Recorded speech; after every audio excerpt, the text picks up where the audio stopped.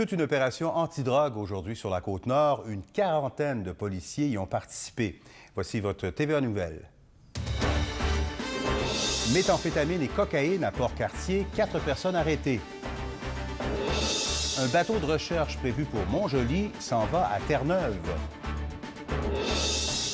Et une nouvelle saison pour le Jardin des glaciers de Bécomo. À la météo, on prévoit du temps gris pour les prochains jours, alors profitons du beau temps qu'il nous reste.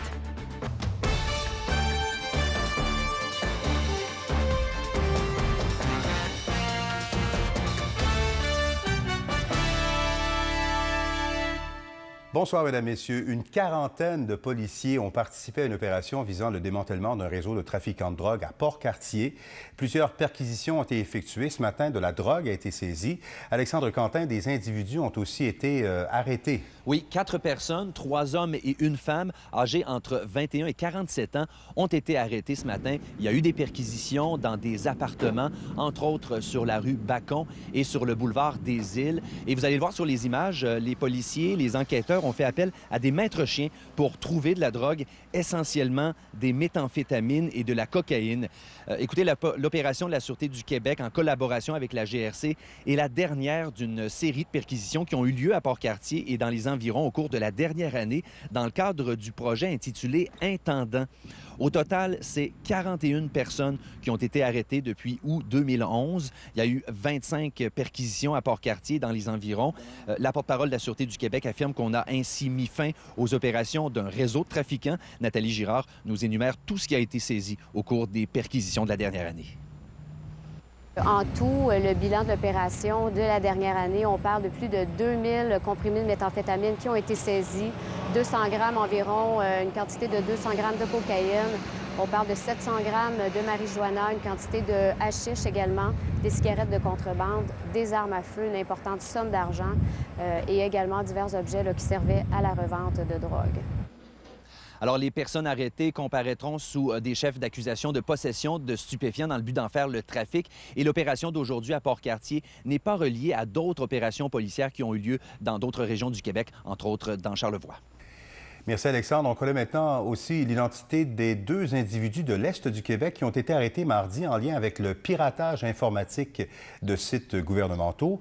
Il s'agit de Dominique Saint-Louis, 27 ans, de Rimouski, et un jeune homme de 16 ans de Forestville. Les 2 individus devront répondre à des accusations d'utilisation non autorisée d'un ordinateur. Ils seront de retour en cours au mois de septembre. Au total, 6 individus ont été arrêtés mardi et des perquisitions ont été effectuées par les policiers à Rimouski, Forestville, Sherbrooke, Montréal et Longueuil. La décision du gouvernement conservateur d'envoyer à Terre-Neuve le bateau de recherche promis pourtant à l'Institut de recherche Maurice-Lamontagne de Montjoli soulève encore bien des questions, d'autant plus que le nouveau bateau a été conçu spécifiquement pour répondre aux besoins de l'IML. Les explications de Marlène Guimont. C'est ce bateau, le Vladikov, construit au chantier Méridien maritime à Matane, qui devait être affecté aux chercheurs de l'Institut Maurice-Lamontagne de Montjoli en 2012. Le nouveau bateau devait remplacer le Calanus II, qui date de 1991 et qui ne répond plus aux besoins. Pêche et Océan Canada a toutefois changé sa décision. Le Vladikov ira plutôt au centre des pêches de l'Atlantique, à Terre-Neuve.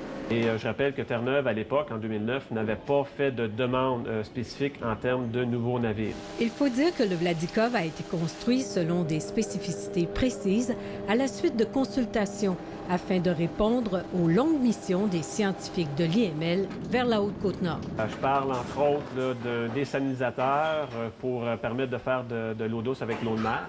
On avait plus de capacité de stockage d'organismes vivants sur le pont. On avait également la possibilité d'avoir un laboratoire fermé qui permettait de faire justement de remplir le mandat de pêche océan. Est-ce qu'il pensait vraiment que cette décision ne ferait aucune vague? L'affaire a rebondi hier à la Chambre des communes, mais le ministre n'a fait que répéter la volonté de son gouvernement de renouveler la flotte de la garde côtière. Le Vladikov sera remplacé par un bateau plus petit, moins adapté aux missions québécoises. Marlène Guimont, TVA Nouvelles, Rimouski. Vous êtes témoin d'un événement, vous voulez nous faire part d'une nouvelle, faites-nous parvenir vos images à montopo@tva.ca. De la grande visite aujourd'hui à Baie-Comeau, une délégation française de Chamonix est en ville dans le cadre du lancement de l'exposition Des glaciers et des hommes qui débute demain. Chamonix prête à Baie-Comeau ses documents audiovisuels sur l'histoire des glaciers, dont des photos d'époque, mais aussi des blocs de glace, des arbres fossilisés et même les débris d'un avion qui s'est écrasé dans les Alpes en 1960. La saison du Jardin des glaciers commence elle aussi demain. Le site touristique se veut de plus en plus à vocation scientifique. À preuve, un glaciologue de renommée mondiale viendra y donner une conférence prochainement. Voici ce qu'a préparé André Normando. Des glaciers et des hommes, voilà le titre de l'exposition concoctée entre autres par le glaciologue français Luc Moreau. Il y a eu des grandes variations de volume de glace sur Terre. Il a été marqué par ce qu'il a vu à Baie-Comeau. Donc ici, en fait, on peut voir des morphologies qui ont été taillées sous le glacier pendant des dizaines de milliers d'années et 20 à 30 fois. Et on a des formes ici uniques, énormes, gigantesques, à côté de nos petites formes que l'on a dans les Alpes. Donc dans les bulles, il y a de l'air qui a 200 ans. Le Jardin des glaciers veut se tourner de plus en plus vers un volet scientifique au cours des prochaines années. On a connu le Jardin des glaciers comme une attraction touristique, mais à la base, on veut que ça devienne un centre de sciences, donc un endroit où on va acquérir des connaissances et on va transmettre ces connaissances-là à la population de Baie-Comeau et du Québec, parce qu'on a beaucoup de groupes qui viennent de l'extérieur, transmettre ces connaissances-là aux étudiants. Donc de plus en plus, le Jardin des glaciers va prendre une vocation centre de sciences pour assurer sa pérennité là, à travers des années. La visite du glaciologue Luc Moreau et de son exposition n'est qu'un commencement. La liste des ambassadeurs du Jardin des glaciers s'allongera et permettra une meilleure visibilité du site. Ça fait reconnaître nos sites exceptionnels. C'est bon d'avoir des gens d'autres pays, des spécialistes mondiaux qui fréquentent tous les pays, tous les glaciers du monde, et qui viennent nous dire, bien, les cannelures glaciaires que vous avez chez vous, c'est vraiment exceptionnel, c'est d'une amplitude vraiment grandiose, ainsi que la vallée des coquillages. Donc pour nous, c'est très intéressant. Pour en connaître davantage sur les glaciers, l'exposition débute le 22 juin prochain. André Normando, TVA Nouvelles, Baie-Comeau. Plus tard dans ce bulletin, 7 joueurs de l'Océanique et du Drakkar intéressent des équipes de la Ligue nationale. Et au culturel, Éric Barrette nous parle d'une intrigante exposition présentement installée sur la façade de la salle des Jardins TELUS de Rimouski. Le Québécois Express vous est présenté par TVA Est du Québec et...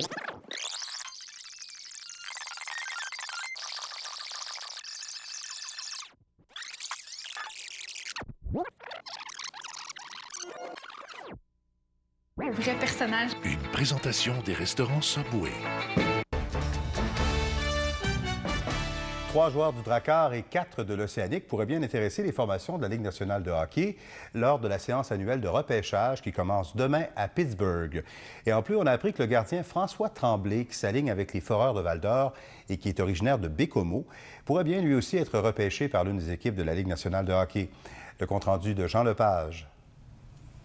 En 2012, les équipes de la Ligue nationale auront l'occasion de faire leur choix parmi les 210 meilleurs hockeyeurs qui proviennent des 3 ligues juniors majeures au Canada, celle de l'Ouest, de l'Ontario et la Ligue junior majeure du Québec.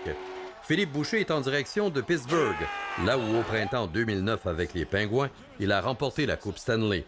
Francis Beauvillier est le seul du côté de l'Océanique inscrit sur la liste de la centrale de recrutement en 56e position, mais un autre pourrait lui aussi attirer l'attention. Francis est sur la liste depuis le début de l'année, mais il ne faudrait pas se surprendre de voir Alexandre Mallette repêcher quand même assez tôt. Quand je dis assez tôt, c'est plus pour un joueur de 19 ans. C'est quand même assez rare que les joueurs de 19 ans se font repêcher. Mais je pense qu'on devrait, là, probablement, on le souhaite, avoir 2 joueurs de l'Océanique repêchés en fin de semaine. 2 autres joueurs de l'Océanique qui ne sont pas sur la liste de la centrale de recrutement se sont tout de même fait remarquer durant les séries. Scott Oak et Peter Traynor. Dans le camp du Drakkar de Baie-Comeau, une première sortie officielle pour le nouvel entraîneur-chef Éric Veilleux. Il est en compagnie présentement du directeur gérant Steve Hearn et les deux se dirigent vers Pittsburgh pour cette séance annuelle de repêchage de la Ligue nationale de hockey. Le Drakkar a 2 joueurs inscrits sur la liste de la centrale de recrutement, Raphaël Bussière en 129e position et Félix Girard, 183e. Thomas Philippi n'est pas sur la liste, mais pourrait bien lui aussi être réclamé. Jean Lepage, TVA Nouvelles, Rimouski. La réserve faunique de Rimouski célèbre cette année ses 50 ans. Le vaste territoire de 730 km² est devenu accessible à toute la population en 1962 à la suite de l'abolition des clubs privés par le gouvernement libéral de Jean Lesage.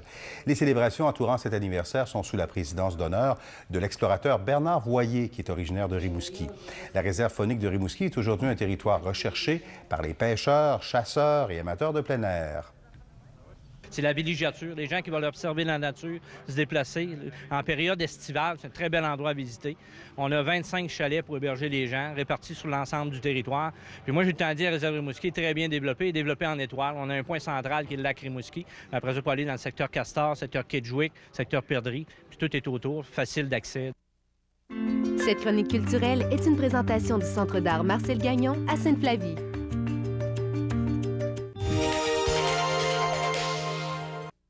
Qui sont ces visages qui prennent place sur la façade de la salle des Jardins TELUS de Rimouski? Un projet artistique appelé MASS, pour Mobilisation artistique pour une société solidaire et équitable, a décidé de participer à sa façon au projet international intitulé Inside Out. Le projet Inside Out, en fait, dure depuis quelques années. Il y a des variantes dans chacune des villes, dans chacun des 100 pays et plus où ça a été présenté. Il y a des variantes différentes. Ici, on a tenu à utiliser la salle des Jardins TELUS et on a une belle collaboration avec eux. Et je pense que c'est symbolique aussi, puisque cette salle-là est vraiment, on peut dire qu'elle appartient aux citoyens de Rimouski. Chaque photographie s'accompagne d'un mot ou d'une phrase prononcée par les personnes photographiées sans toutefois faire le lien entre chacune d'elles. Le but, c'était de donner la parole à Monsieur Tout-le-Monde avec des textes aussi qui n'ont pas été associés volontairement aux personnes qui les ont écrites. À vous de les rencontrer d'ici le 8 juillet. Les nuages s'en viennent dans le ciel de nos régions. Véronique Brière nous parle de météo après la pause. La bonne nouvelle sportive vous est présentée par Caravane Joubert, votre partenaire plein air. L'entraîneur adjoint de l'Océanique, Donald Dufresne, a été confirmé à titre d'entraîneur adjoint du club école des Canadiens de Montréal, les Bulldogs de Hamilton. Rappelons que Donald Dufresne s'est joint à l'Océanique lors de la saison 2000-2001. Après un court détour avec les Citadelles de Québec, il a repris ses fonctions d'adjoint en novembre 2004, et ce jusqu'à la fin de la dernière saison.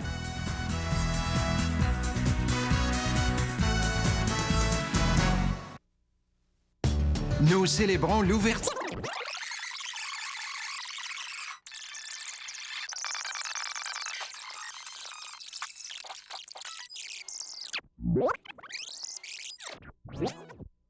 Quartier, escale coup de cœur, vacances bonheur. C'était agréable aujourd'hui, beau et chaud, en espérant que vous en avez profité, parce que, Véronique, les nouvelles sont moins encourageantes là, pour demain. Oui, on va changer de scénario pour demain, mais aussi pour tout le week-end. Daniel, la dépression va s'installer graduellement au cours des prochaines heures. Ça va nous amener des nuages, mais aussi des précipitations. D'ailleurs, pour la nuit prochaine, sur Rimouski, Montjoli, Amqui, Forestville et Bécomo, on a des probabilités d'averses et un risque d'orage. Pour demain, il y a encore beaucoup d'instabilité sur les secteurs de la Rive-Sud. Risque d'orage le matin sur Rimouski, Montjoli et Amqui. Partout, on prévoit quelques averses, des maximums de 18 à 22 degrés. Du côté de la Côte-Nord, quelques averses et un risque d'orage le matin pour Forestville et Bécomo, averses pour Port-Cartier et Sept-Îles, 700 nuages pour Havre-Saint-Pierre, quelques averses débutant tôt en après-midi pour Fermont, des maximums de 15 à 20 degrés. Et samedi, le ciel demeure couvert. On prévoit encore des précipitations, soit sous forme de pluie, soit sous forme d'averses, un peu plus frais, maximum de 15 et 17 degrés. Du côté de la Côte-Nord, là aussi, le soleil sera absent et tout au long de la journée, on pourrait recevoir quelques gouttelettes, des maximums de 14 à 19 degrés. Et le temps gris pourrait s'étirer encore pour quelques jours. Merci Véronique. Et on se laisse sur des images du catamaran CNM Evolution qui fait la navette en 1 heure entre Rimouski et Forestville à la vitesse de 24 nœuds. Le traversier en est cette année à sa 15e saison. Soyez les nôtres pour le TVA 22h et suivez en tout temps l'actualité à LCN 24 heures sur 24. Je vous souhaite à tous la plus belle des soirées. On se retrouve demain.